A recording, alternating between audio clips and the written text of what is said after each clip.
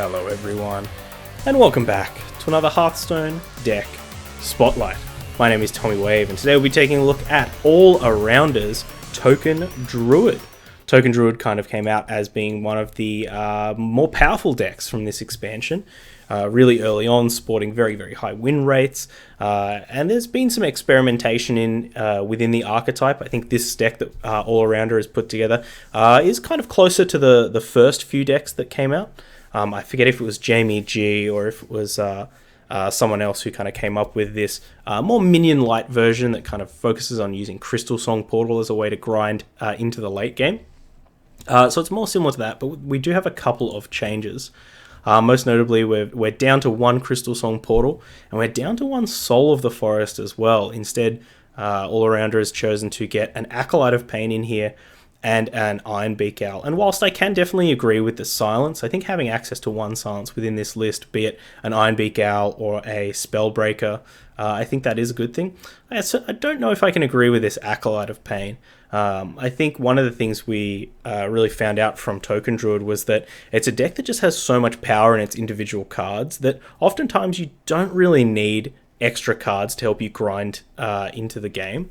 Especially at the cost of a card like Soul of the Forest, which actually is our second highest played win rate card in this deck, which, in case you don't know, means that I think at about 60%, over 60%, 64% of the time when we play Soul of the Forest, we end up winning that game. The only cards that outmatch it are Blessing of the Ancients and Savage Roar, which Savage Roar, of course, is a bit conflated because your opponent never plays Savage Roar unless they kill you. But Soul of the Forest does get played in a couple of those kind of mid-gamey situations as just a value play, and it kind of shows how powerful it is. So I certainly can't agree with cutting one of our best cards for a card that does something that we don't necessarily need. But we will keep an eye on the Acolyte of Pain. We could be totally wrong. Maybe the deck actually becomes so much better with just this little extra card draw. The other thing is, of course, we're not playing any of like the other cards that people are experimenting with. Leroy's, the new 6 cost that vomits out a bunch of scrolls, the Eccentric Scribe, and things like that. So very bare bones, back to basics kind of things. But I do like it, as this version does play Steladris, and I do love me some Steladris. So without further ado, we're going to jump into some games. We're going to see, most importantly, we're going to be paying attention to the cards that have been cut, and the cards that have been added, and just seeing how they compare with the original list. So, let's go. The wild. Okay. Up here, against the Priest with AllArounder's Token Druid.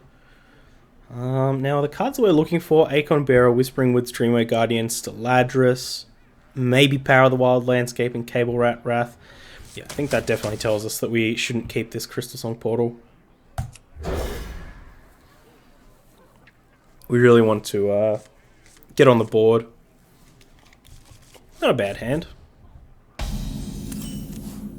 Oh, there she is. I was about to say one of the things that we talked about very early on with these Token Druids is just how Acorn Bearer is great, but the deck might want a couple of extra 1-drops. I think it's like Argent Squire and that type of stuff. What shall we hunt?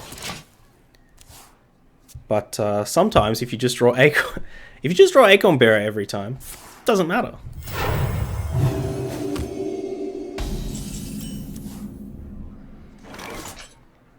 I think we'll just go for a landscaping here. Got one. Opponent could have, say, like Coin Holy Nova, which would be pretty bad for us.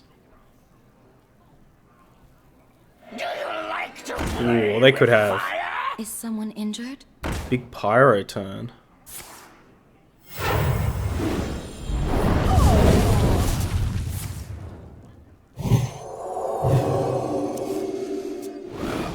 Yeah, this is not good. And the Circle of Healing. Oof.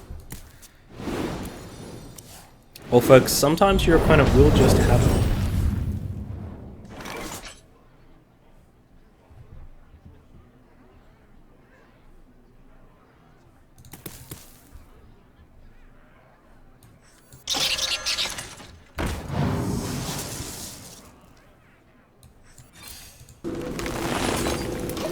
Got to take care of this Pyromancer before we deploy this Whispering Woods. But our opponent's done an excellent job at controlling it, and I mean, I hate to say it, but this is definitely the example of a game that where Soul of the Forest could totally turn things around. Let the pain speak to me.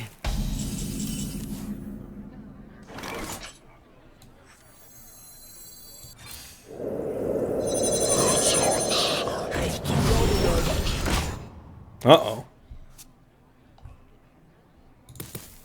At least they're all 1/1s, but our opponent could hit the Lightwell for 1 if they wanted to draw an extra card off of the Acolyte.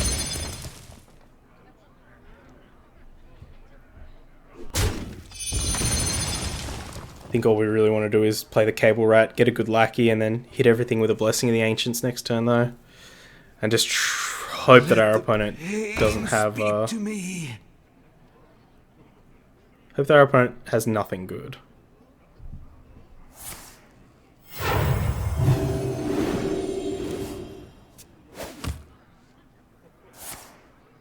Oh, no.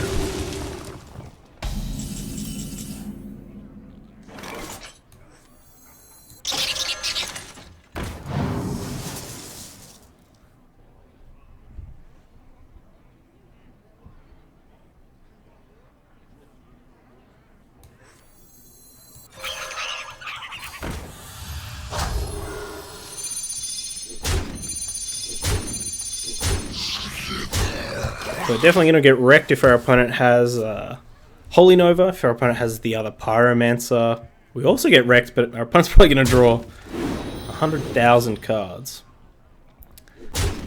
Bunny, welcome to the chat.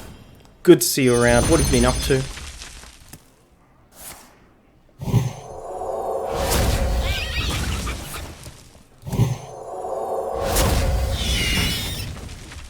Opponent's playing whack-a-mole with these smites.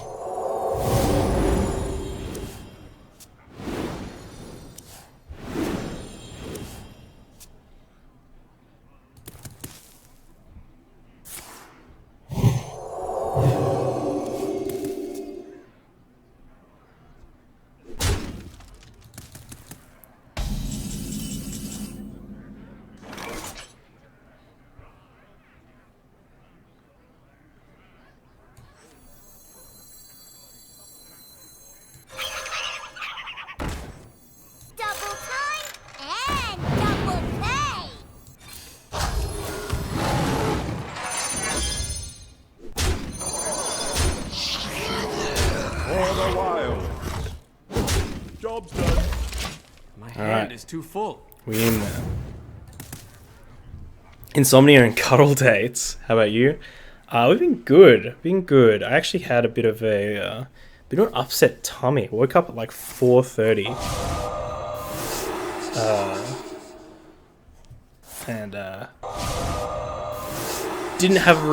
Wasn't having a really good tummy time. Let's just say that. So I've been a bit seedy this morning. A little bit. I'm sorry. Don't be sorry. Don't go to be sorry.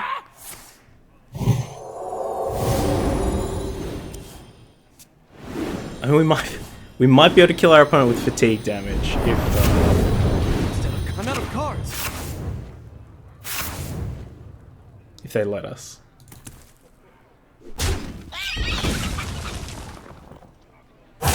Quickly.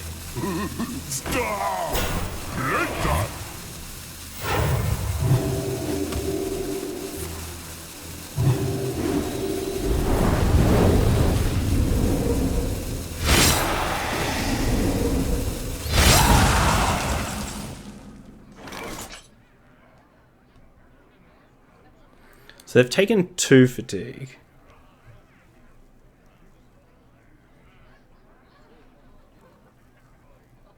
I think we just go for Forest Aid.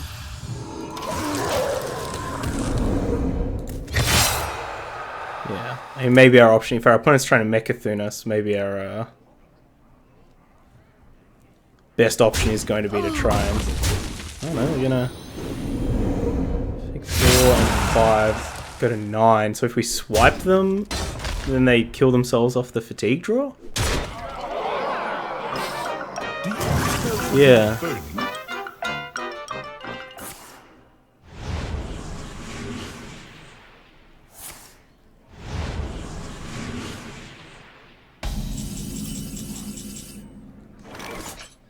Right, that's how that works, yeah?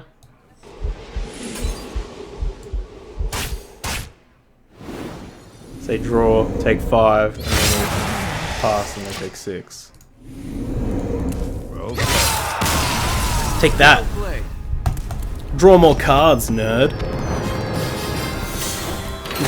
That's the first time we've seen Nomi Priest. Apparently he's been a bit of a... doing some stuff on the ladder. GG's. Well played to our opponent. Okay, here we are with the token Druid up against a Rouge. Sucks to send back our only Soul of the Forest, but especially in this matchup, we're going to want to be competing on Bird early. Prophecy. I had the perfect April. 11-0 in Wild. 9-1 starter, 5-1 starter. Whew. Tasty.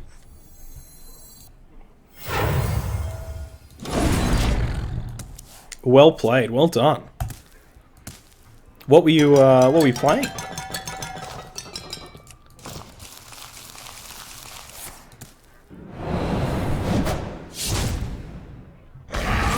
Eviscerate me, daddy. Candles. Look at this handsome Hearthstone boy. Oh. Thank you so much. Good to hear. Good to hear from you, dude. What have you been up to?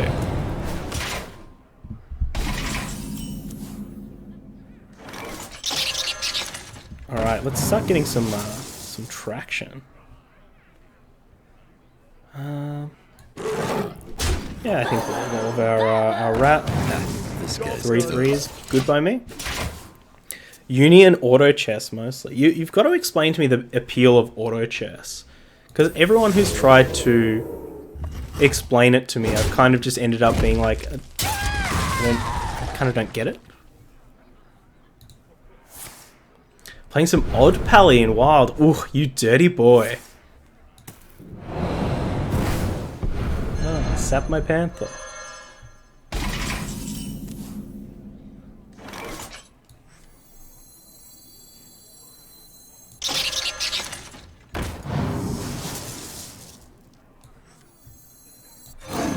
Hey, lights out.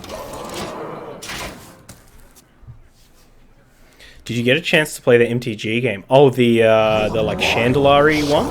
I did not, unfortunately.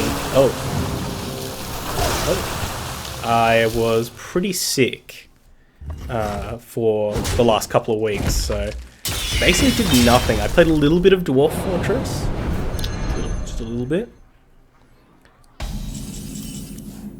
Some would call it a tad of Dwarf Fortress. Double time and double pay. Hey, lights out. It's a drafting game with super deep strategy. Interesting. Is it free? Can I play it for free? Dwarf Fortress, wow, yeah. Dwarf Fortress is chill. Ooh, our opponent's going to try and aggro us out.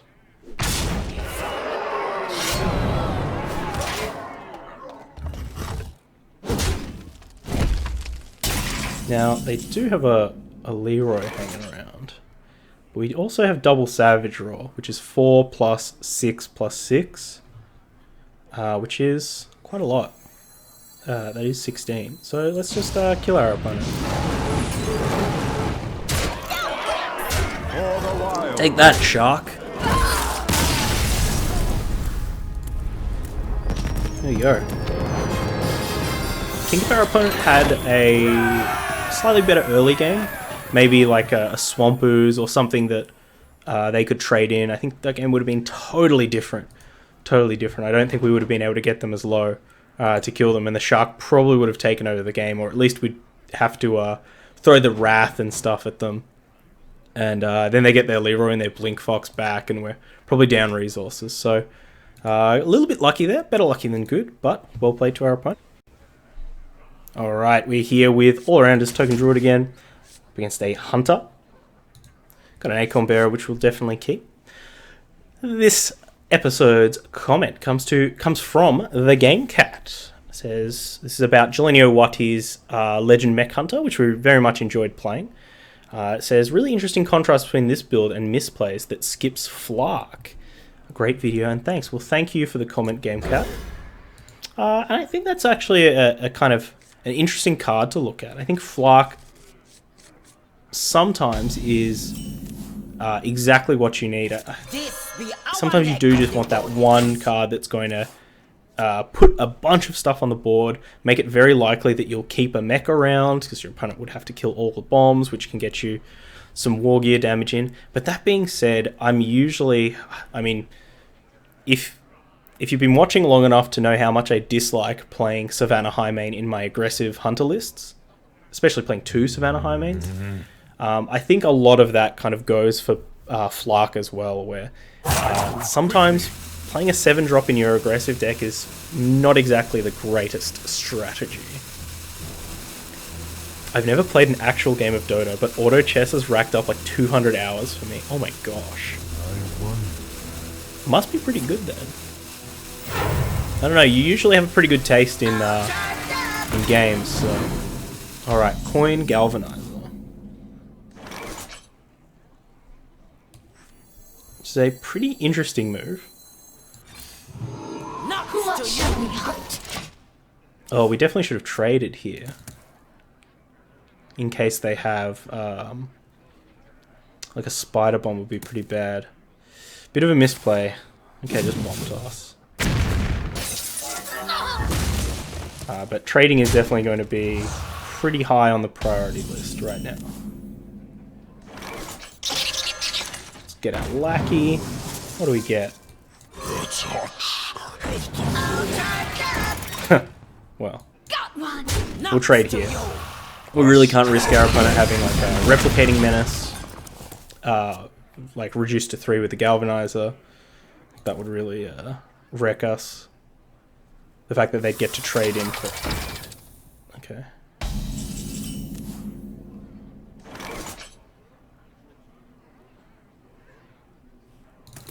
Nuts to you!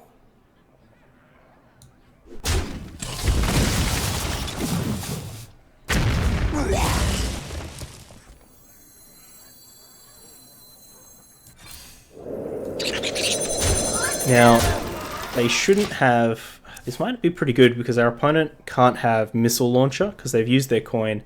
They have 1 Galvanizer down. So hopefully we can use this to get some damage in. Ideally, we're going to draw a some kind of mass buff, like a Blessing or a Power of the Wild.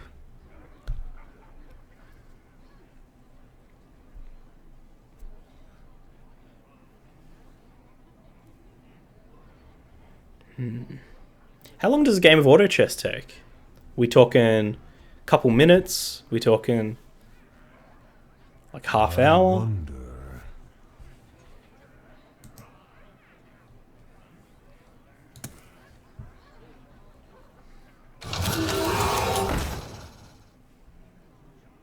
Acquiring victim.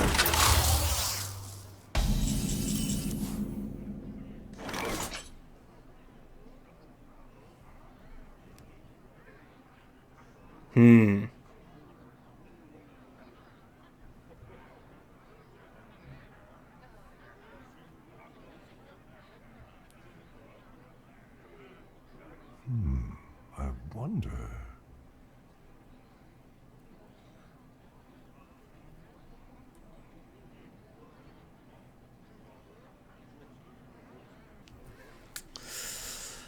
We could trade everything and then go Acolyte of Pain, Squirrel, Squirrel. I'm just very concerned that our opponent does have the Missile Launcher.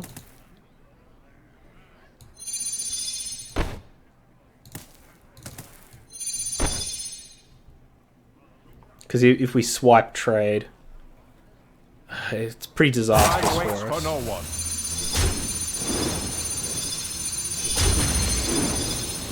Let the pain speak to me. Let's go!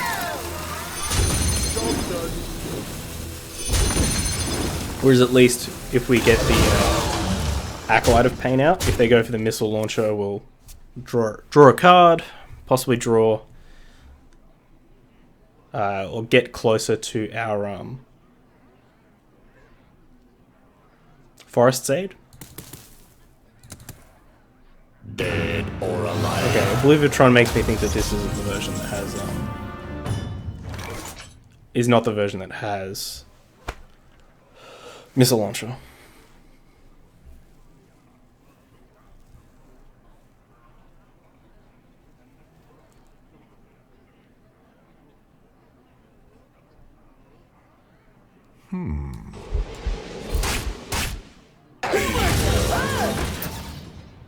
Cool.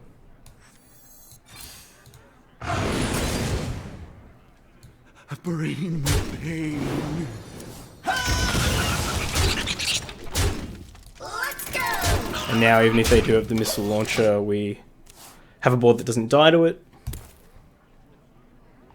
Like 30 to 40 minutes if you make top 4. Oh. That's not too bad.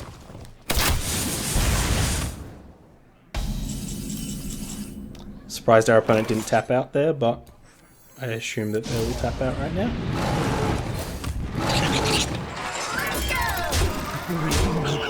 No? Let's get the lead. So, an interesting one there. I hadn't actually thought too much about the importance of a card like Missile Launcher in this matchup. But even though we did spend a little bit of time playing around it, I think it was still the correct move to make. We don't want to just get completely blown out by one card. We'll play to our opponent. Okay, back here with AllArounder's Token Druid. Taking a look at the deck. Ultimately, we didn't play too many games, or we didn't play enough games to really get enough information to decide if the choices that were made here in terms of like the lower number of Crystal Song Portal and Soul the Forest impacted the deck too much. I will say, obviously, the one game that we did play Soul the Forest, it was immensely impactful. But there was also a game in there where Acolyte of Pain, maybe drawing that extra card was pretty helpful. I think probably the thing that we need to look into more is just cutting the Crystal Song Portal, playing a more minion-heavy version, or just getting maybe some extra, not exactly Acolyte of Pains, but I'd love to try with Direwolf Alpha, Knife Juggler, of course. Knife Juggler with Whispering Woods, oof, is a tasty one. But I still think that there's some interesting research to be done, interesting thoughts to be had. So big shout out to AllArounder, of course, if you are watching on YouTube.